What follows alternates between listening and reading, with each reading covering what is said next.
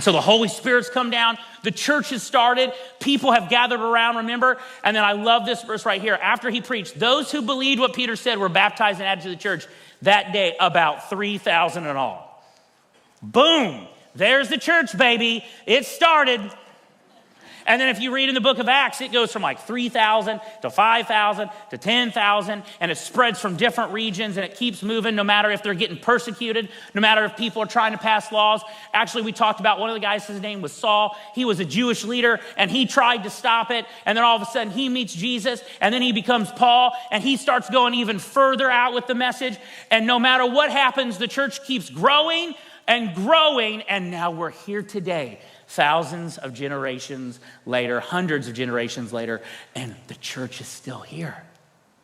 And you know why that is? It's because the church is unstoppable. You ain't gonna stop it.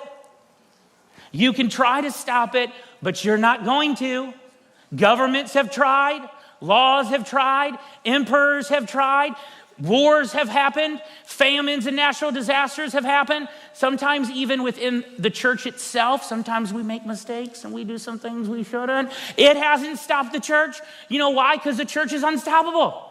Because that's where God is carrying his message. You know what I'm saying? Like, this is why in Acts chapter 5, Peter and the apostles are preaching again, and they get arrested. And the Jewish leaders have arrested them. They're like, you need to stop preaching this message. And they're like, we're not going to. You're not going to stop us. Keep arresting us. We're going to keep talking about this message of hope. And then Gamaliel, he was a leader of the Pharisees. He says this. I love what he says, because he goes, so my advice is to leave Peter and these people alone. Let them go. If they're planning and doing these things merely on their own, it will soon be overthrown. It will soon end like the new car smell that you get when you get a car. It will be here today and gone tomorrow. But if this is from God, you'll not be able to overthrow them. You may even find yourselves fighting against God. This is why the church is unstoppable. It has outlasted the Roman Empire. It will outlast the American Empire. It will outlast every single one of us watching and in one of the rooms, because it's how God brings his message of hope. And that's why we're doing this series. Why would we do this series? Like, why would we talk about I Love My Church and talk about the church? And why would we do this? Because the church is the only place that offers true hope. It's the only place that offers true hope.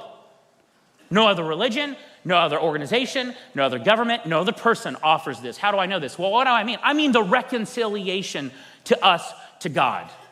Like that we don't have to do anything to be made right with God, because Jesus Christ has already signed, sealed, and delivered everything that we need. Do you know what I'm saying, people? That's the message of the church. Like so because that, it's the only place that offers hope. Like for myself, I need hope. I need forgiveness. And we have the answer. Not only does it offer reconciliation, it gives you encouragement in the midst of your pain. Right?